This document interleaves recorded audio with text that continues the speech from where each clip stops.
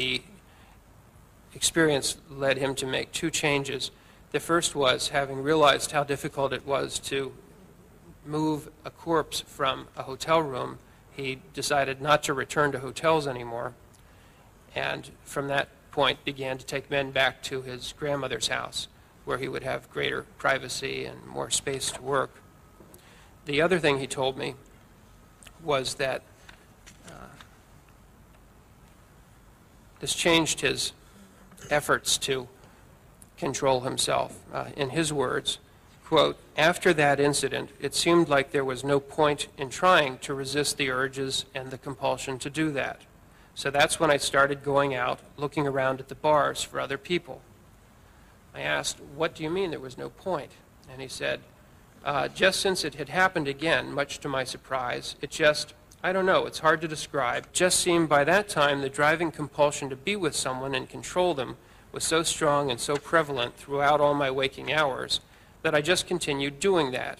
It seemed like that broke any thought of holding back and not doing that sort of thing again. Don't forget Richard James Doxtator on that board. James Doxtator, age 15, picked up by the defendant, age 15. He had been at a bar on a Saturday night. He was standing in front of a bus stop and saw an attractive male. He assumed that this male had been drinking and asked him if he wanted to spend the night for $50. The victim agreed and took a bus to his home. When they sat, that's the grandmother's home. They sat in the living room while his grandmother was asleep.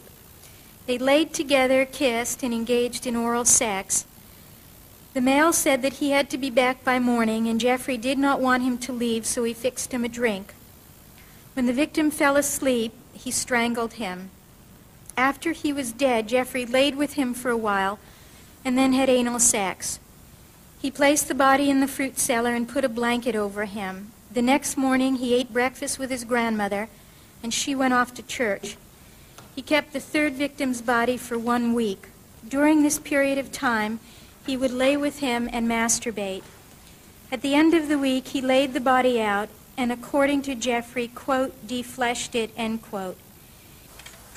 Don't forget Richard Guerrero, who died at the defendant's hands. First, he administered a drugged drink to his victim, and then after his victim was unconscious from the effects of that, he strangled him, which again indicates that it was not an impulsive act, but rather that he'd taken steps to prepare for the killing and, as it were, to anesthetize his victim before he killed him. He then took the body to the basement, defleshed it, put it in a trash bag, and saved the skull. He kept the skull for several months and brought it to his 24th Street apartment when he moved there. He reported that the police never found the skull. He left his grandmother's home because he wanted to live on his own and because once his grandmother had commented on his bringing a young man to her home. This made him feel uncomfortable, and he made up a story about why the young man was there. The next intended victim got away and was able to testify against Jeffrey Dahmer. But he couldn't be seen on camera as he was underage at the time. However, we can hear his voice and his name. My name is Ronald Douglas Flowers, Jr. Approximately what time did you get to the Club 219 that evening? Not real sure. I know it was late because the parking lot was pretty filled at the time, so I imagine it was 11:30 around that time. Okay. And did you meet your friends there? Yes, I did. After the bar closed, what next occurred? They all left, and I went back to my car and tried to start it. And when you tried to start your car, what happened? Well, I had been having a problem with my choke, so I imagine that was what the problem was, and it wouldn't start. And after I kept trying it and kept trying it, the battery just died. Pardon me. What did you do next? Well, then I went to the phone booth, which is located on the corner of 2nd Street and Pittsburgh, I believe it is. did you come in contact with the person you now know as Jeff Dahmer? Yes, I did. He offered to give me a ride to go with him to get his car, to bring it back, to jump start my car. He had the cab drop us off a little ways away from the house because he didn't want to he lived with his grandmother, and he didn't want to wake her up. What happened when you arrived there? I said, I'll just wait for you here. He was going in to get his keys, I believe, and I said, I'll just wait for you here. And he said, no, why don't you just come on in? It'll just be a minute. And he offered me a drink. The next thing I recall happening was thinking to myself, why is he looking at me like that? Because for the first time, his eye contact was solid. He didn't divert it at all. And it was almost as though he was waiting for something. I'm thinking to myself, what is he waiting for? So naturally, I started to drink the coffee quicker because I became uneasy to get out of there. And the next thing I remember was becoming extremely dizzy and my head starting to go down, and that's it. When you say "and that's it," do you mean you passed out? Yes. What's your next memory? Woke up in the County General Hospital in Milwaukee. Were you missing any property?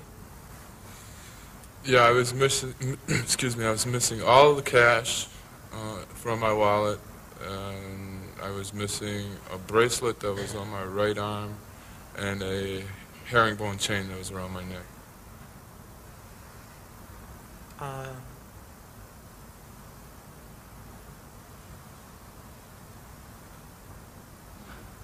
If you know, did the hospital remove your clothing at any time? No, they did not. I don't think they had a reason to. When you next undressed, did you notice anything wrong with your clothing? Yes. What was that?